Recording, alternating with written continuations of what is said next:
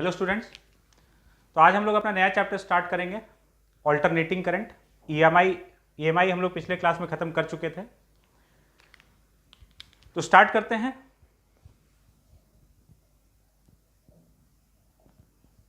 Alternating current, जिसको कि हम लोग शॉर्ट में एसी भी बोलेंगे। और ये चैप्टर अपना इलेक्ट्रोमैग्नेटिज्म का लास्ट चैप्टर है। इसके बाद नया सेक्शन स्टार्ट हो जाएगा ना, इलेक्ट्रोमैग्नेटिज्म कंप्लीट हो जाएगा। तो ऑल्टरनेटिंग करंट क्या है? मतलब ऐसा करंट, देखो अभी तक हम लोग डीसी के बारे में पढ़ रहे थे, डायरेक्ट करंट क्या है? जिसका कि पोलैरिटी चेंज नहीं हो रहा है। किसी एक डायरेक्शन में करंट है या एक तरफ किसी एक पोलैरिटी पे ईएमएफ है, तो वैसा ही है। अब क्या होगा, पोलैरिटी कंटिन्यूसली चेंज हो रहा है, कभी इधर प्लस फिर इधर माइनस फिर इधर प्लस इधर माइनस। ऐसा ईएमएफ या ऐसा करंट जिसका पोलैरिटी या जिसका डायरेक्शन समय के साथ चेंज करते जा रहा होगा, तो हम लोग बोलेंगे वो ऑल्टरनेटिंग करंट हो गया, एसी। डायरेक्ट करंट जिसका पोलैरिटी या डायरेक्शन चेंज नहीं हो रहा है। ठीक है, तो कितने टाइप का डीसी हो सकता है, उसके करस्पॉन्डिंग फिर हमको एसी भी दिख जाएगा कि अच्छा ये एसी का मतलब है और ये एसी का टाइप है। जैसे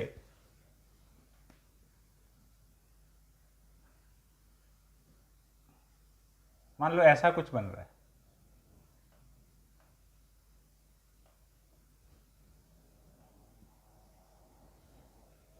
करंट टाइम के साथ कांस्टेंट है, तो इसको हम लोग बोलेंगे दिस इज कांस्टेंट डीसी। कुछ इस टाइप का बन रहा है,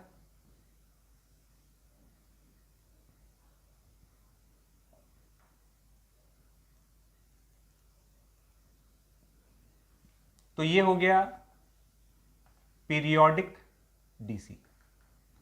वेरी कर रहा है लेकिन पीरियोडिकली वेरी कर रहा है, अपने आप को रिपीट कर रहा है अपने पैटर्न को, तो ये पीरियोडिक डीसी हो गया। उसके बाद इस टाइप से है, तो ये हो जाएगा वेरिएबल डीसी। वेरी कर रहा है लेकिन कोई अपने आप को रिपीट नहीं करने वाला है, ये भी वेरी कर रहा है ये भी वेरी कर रहा है, लेकिन ये एक पैटर्न में वेरी कर रहा है ना, अपने आप को मतलब पीरियोडिकली वेरी कर रहा है, रिपीट करेगा अपने आप को। तो ये पीरियोडिक डीसी, ये वेरिएबल डीसी। तो इसी बेसिस पर ये तीन टाइप का एसी भी हम लोग कैटेगराइज कर सकते हैं। जैसे कि देखो,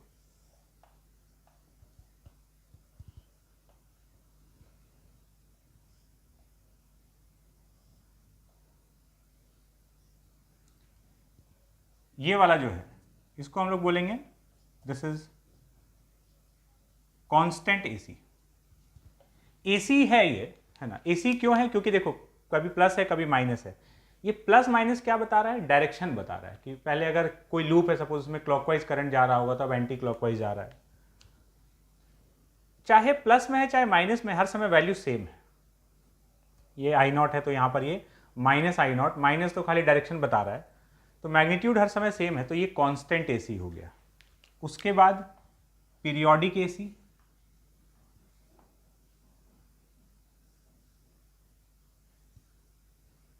ये हो गया periodic AC. Periodically value repeat कर रहा है, पीरियोडिक एसी। और वेरिएबल एसी का अगर बात किया जाए, कुछ भी रैंडम टाइप का बना दिया ऐसे ही, है ना। वैल्यू प्लस माइनस में जा रहा है लेकिन कोई पैटर्न रिपीट नहीं हो रहा है, ऐसे रैंडमली वैरी कर रहा है, तो ये हो गया वेरिएबल एसी। तो ये डीसी हो गया तीन टाइप का, ये तीन टाइप का करस्पॉन्डिंगली एसी हो गया। हम लोग जो यहां पर डिस्कस करने वाले हैं इस चैप्टर में, वो हम लोग पीरियोडिक एसी के बारे में बात करने वाले हैं। ये पूरा चैप्टर पीरियोडिक एसी के बारे में डिस्कशन होगा। और पीरियोडिक एसी में भी एक पर्टिकुलर टाइप का एसी है जिसको हम लोग बोलते हैं साइनूसॉइडल।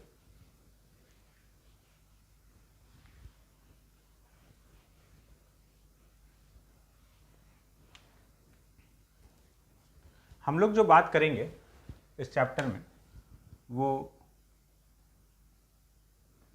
पीरियोडिक एसी का डिस्कशन करने वाले हैं।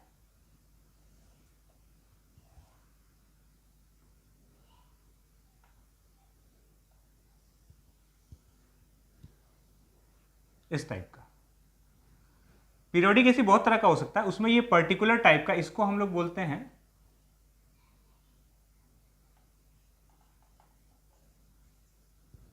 Sinusoidal AC. ठीक है, इसको हम लोग बोलते हैं साइनोसॉइडल एसी।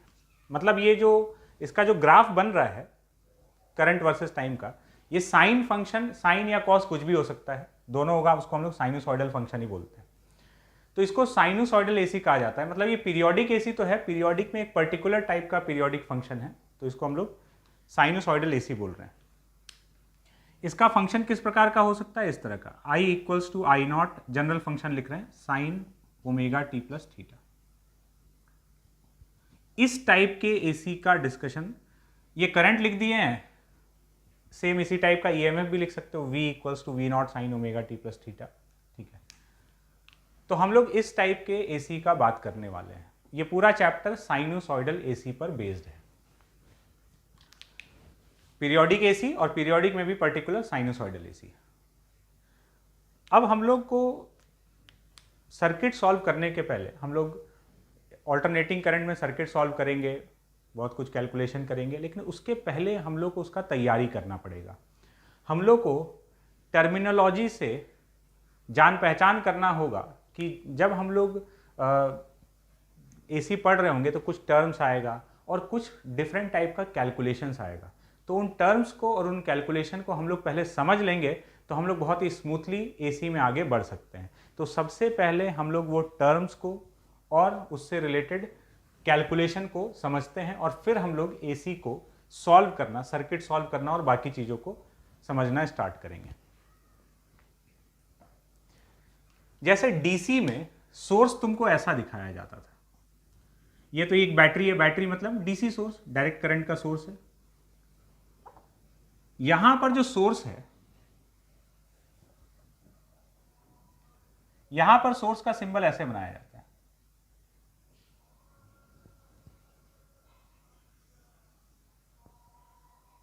ये इस टाइप से अगर बना दिया गया, ये देखो, ये एक ऐसे इस ओवल शेप के अंदर ये ऐसे कुछ बना हुआ है, सर्कल भी बना सकते हो इसको, जरूरी नहीं ओवल हो। अब ठीक है, कैसा भी बने, ये गोल बने चपटा बने, उससे मतलब नहीं है। ये एक एसी सोर्स का सिंबल हो गया।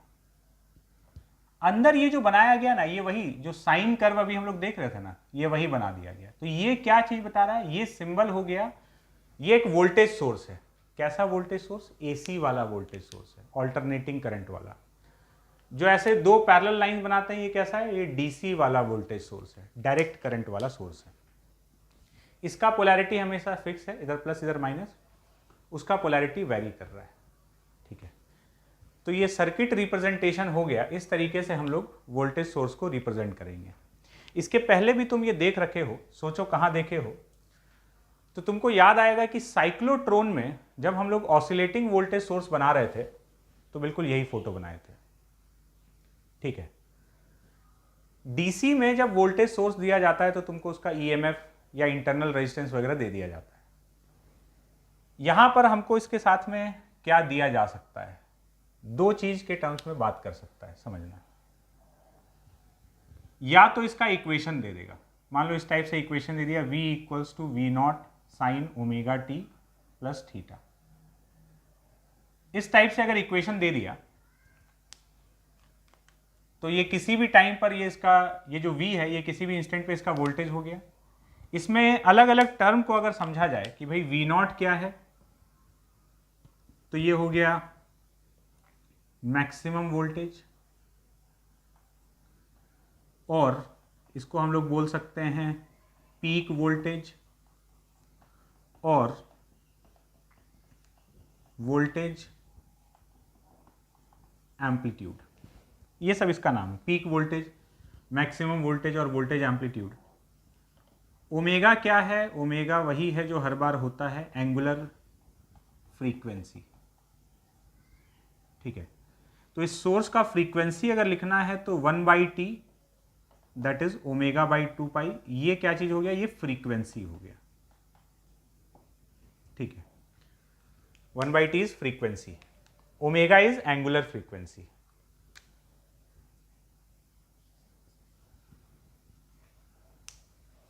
तो अगर तुमको सोर्स दे रहा है तो सोर्स के साथ या तो सोर्स का इक्वेशन दिया हो सकता है और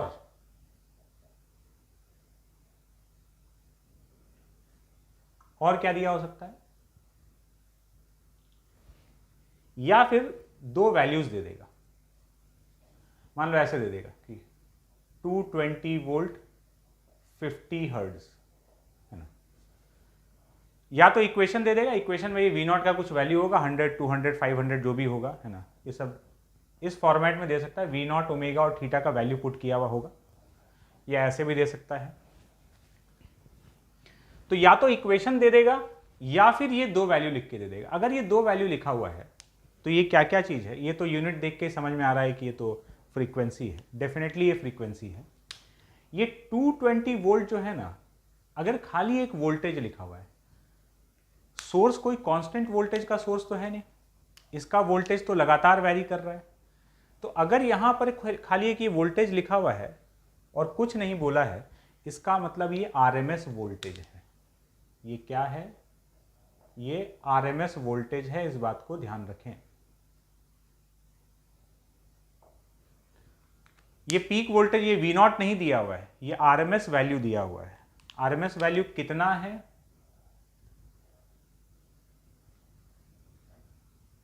वी आरएमएस का जो वैल्यू है ये एक्चुअली में वी नॉट बाई √2 के बराबर होगा। तो ये जो भी है ये पीक वैल्यू बाई √2 दिया हुआ है। क्यों आरएमएस वैल्यू दिया हुआ है ना, और RMS value v naught by √2 कैसे आया, इस पे हम लोग आगे डिस्कशन करेंगे। ठीक है, फिलहाल के लिए बस ये समझ लो कि अगर ऐसा दिया हुआ है, एक वोल्टेज दिया हुआ है और कुछ नहीं बोला है, इसका मतलब आरएमएस। और आगे के लिए भी एक बात सुन लो, हम लोग जब भी एसी सर्किट में कोई कैलकुलेशन करेंगे, सब कुछ तो यहां पर टाइम के साथ वैरी कर रहा होगा। तो कभी भी तुमको कोई भी वोल्टेज या करंट का एक वैल्यू दे दिया, एक फिक्स वैल्यू, या वोल्टेज और करंट पूछ लिया गया है, तो हमेशा बाय डिफॉल्ट वो आरएमएस वैल्यू ही दे रहा है या आरएमएस वैल्यू ही पूछ रहा है, until unless it is mentioned कि उसको क्या चाहिए। उसको अगर इंस्टेंटेनियस वैल्यू चाहिए होगा तो वो बोलेगा कि हमको इंस्टेंटेनियस चाहिए या हम इंस्टेंटेनियस दे रहे हैं, हमको पीक वैल्यू चाहिए या हम पीक वैल्यू दे रहे हैं, ये सब मेंशन करना पड़ेगा। अगर बिना मेंशन किए कुछ भी देता है तो बाय डिफॉल्ट वो क्या है, आरएमएस वैल्यू है, इस बात को दिमाग में रखना। सीधा बोल देगा कि बताओ सोर्स का वोल्टेज क्या है। सोर्स का वोल्टेज क्या है मतलब आरएमएस वैल्यू बताओ। सोर्स का वोल्टेज 220 वोल्ट है, इसका मतलब आरएमएस वैल्यू 220 वोल्ट है।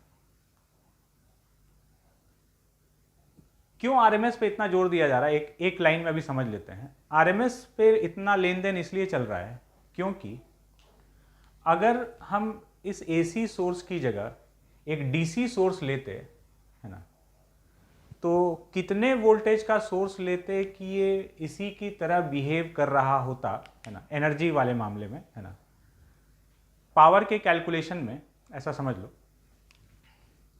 तो कितने वोल्टेज का सोर्स लें कि इसका बिहेवियर डीसी टाइप का होता, डायरेक्ट करंट या जो हम लोग डीसी सर्किट अभी पढ़ रहे थे उसकी तरह बिहेव करता, तो जवाब होता है आरएमएस वोल्टेज या आरएमएस करंट।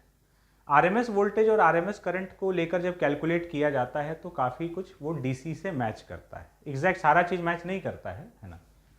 इसीलिए यहाँ पर आरएमएस को प्रेफरेंस है, सारा कैलकुलेशन इसी के टर्म्स में होता है। और ये दूसरा चीज क्या है, ये यही वाला फ्रीक्वेंसी दिया हुआ है।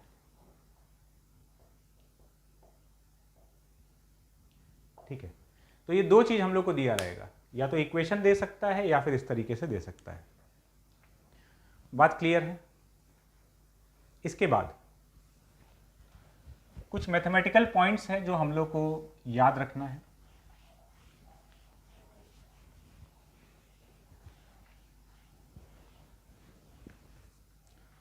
जैसे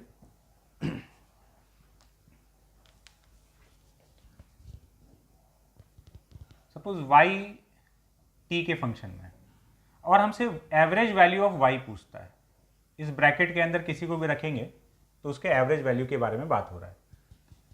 एवरेज वैल्यू ऑफ वाई, तो integral y d t upon integral d t, जितने भी टाइम के लिए चाहिए t1 से t2, तो जिस भी इंटरवल के लिए चाहिए, इस तरीके से एवरेज वैल्यू निकाला जाता है किसी भी फंक्शन का, अगर हमको कभी भी निकालना हो। Integral y d t upon integral d t, ठीक है। तो ओवर अ पीरियड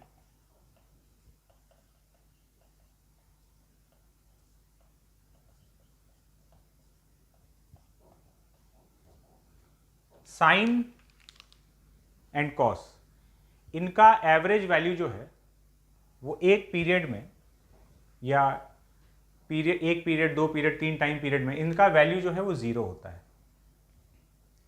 हम लोग किसी भी चीज़ का एवरेज वैल्यू वैसे तो इस फंक्शन से निकालने के लिए बता दिए, बट अगर कुछ सर्टेन वैल्यूज दिया रहता है, 5-6 वैल्यू दिया रहता है, तो हम लोग एवरेज कैसे निकालते हैं?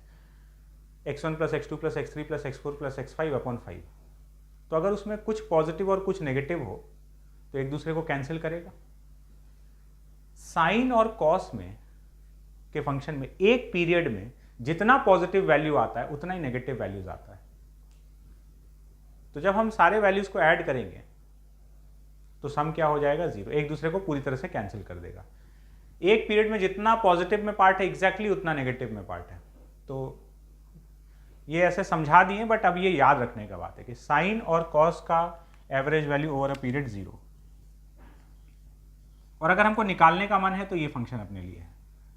साइन स्क्वायर का एवरेज वैल्यू हाफ।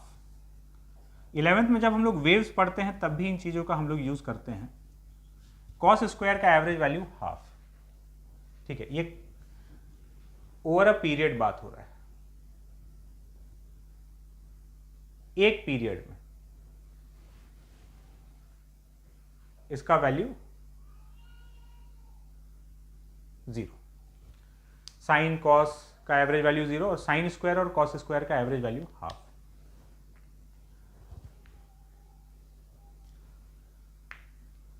तो अपना जो फंक्शन है v equal to we not sine omega T plus theta, इस टाइप से।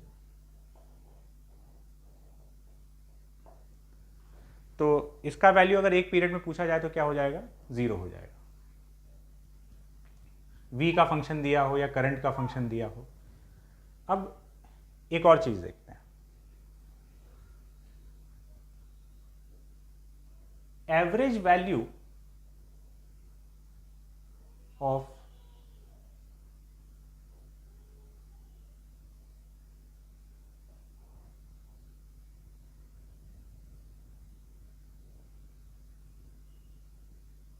मॉड ऑफ साइन, साइन के मैग्नीट्यूड का एवरेज वैल्यू का अगर बात किया जाए,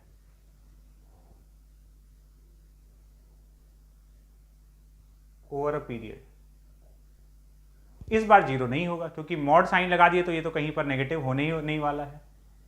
इसका एवरेज वैल्यू होता है 2/π, ठीक है। ये सब एकदम याद रखना है, डायरेक्टली काम आएगा।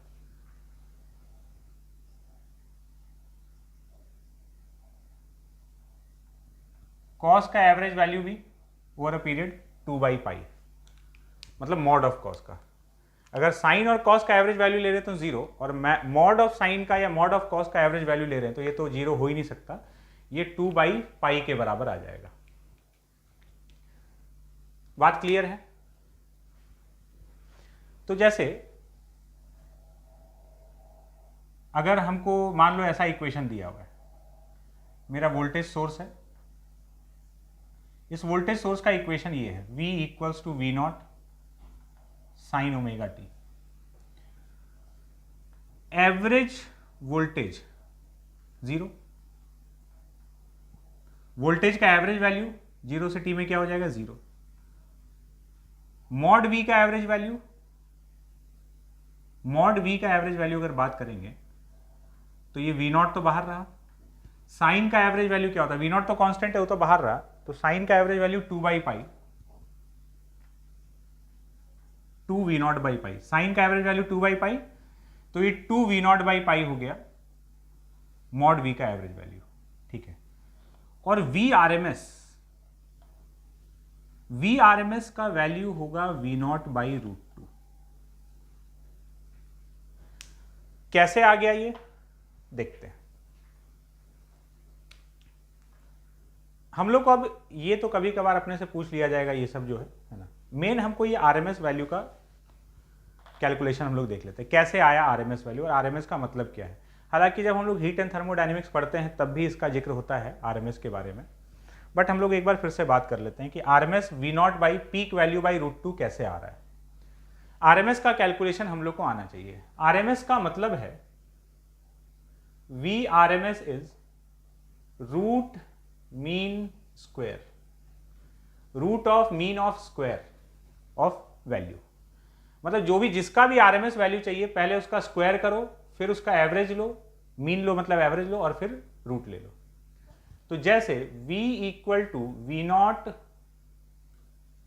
साइन ओमेगा टी है, इसका आरएमएस वैल्यू चाहिए तो सबसे पहले किए स्क्वायर, तो V0 square sine square omega T, फिर ले लिए इसका एवरेज, तो V0 square sine square omega T का एवरेज।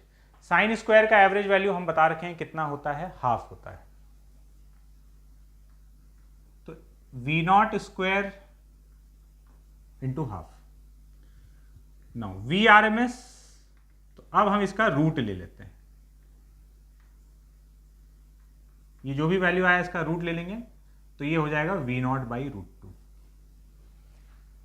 तो ये आ गया Vrms का वैल्यू V0/√2। सवाल यह है कि क्या हर बार आरएमएस वैल्यू को हम लोग peak value by √2, maximum value by √2 लिख सकते हैं? तो इस पर एक कंडीशन है। अगर तुम्हारा इक्वेशन इस टाइप से V0 sine omega T plus theta या cos omega T plus theta, V0 हो I0 हो जो भी हो, अगर sine omega T plus theta और cos omega T plus theta खाली आ रहा है, मतलब इस टाइप का साइनसॉइडल फंक्शन है, तो हमेशा peak value by √2 he RMS value हो जाएगा। अगर कुछ चेंजेस दिखता है तो फिर इस तरीके से नहीं लिख सकते डायरेक्टली पीक वैल्यू बाई √2, तुमको इस प्रोसेस से डिराइव करना होगा। जैसे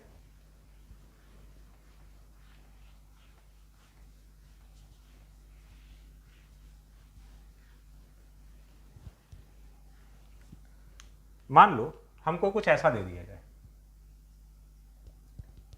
I equal to 3 + 4 sine omega T plus theta. अब अगर हम लोग सीधा वहां से तुक्का मारने का कोशिश करें तो कोई बोले कि अरे साइन के साथ में पीक वैल्यू 4 दिख रहा है, तो कोई बोलेगा 4/√2 आरएमएस वैल्यू हो जाएगा। कोई बोलेगा नहीं, करंट का तो मैक्सिमम वैल्यू 3 + 4 के बराबर होगा 7, तो 7/√2 हो जाए।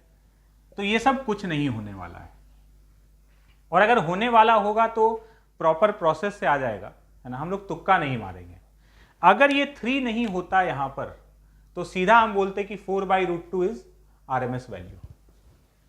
अभी क्या करेंगे, निकालेंगे। हमको Irms का वैल्यू चाहिए, सॉल्व करते हैं। तो सबसे पहले स्क्वायर करो, तो 9 + 16 sign square omega T plus theta plus 24 sign omega T plus theta. Average value of I square, तो 9 तो कांस्टेंट है प्लस 16 भी कांस्टेंट है। Average value of sine square omega T plus theta plus 24 बाहर रहा, average value of sine omega T plus theta. अब इसमें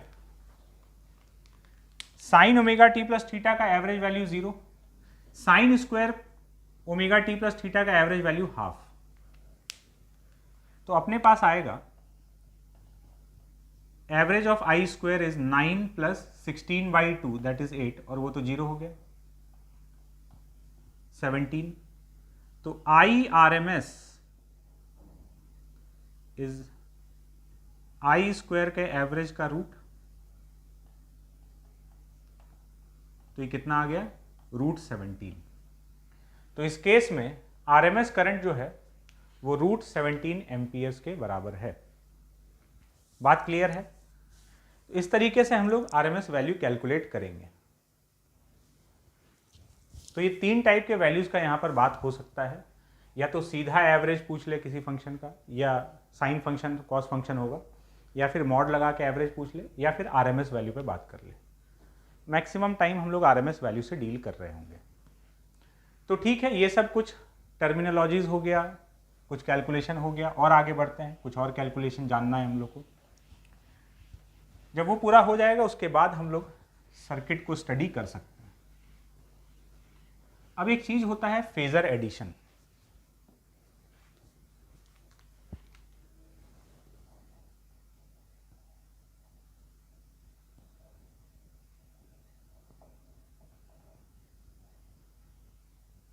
phasor addition ये चीज हम लोग SHM में भी पढ़ते हैं। सिंपल हार्मोनिक मोशन जब आता है तब भी हम लोग इस बात को डील करते हैं।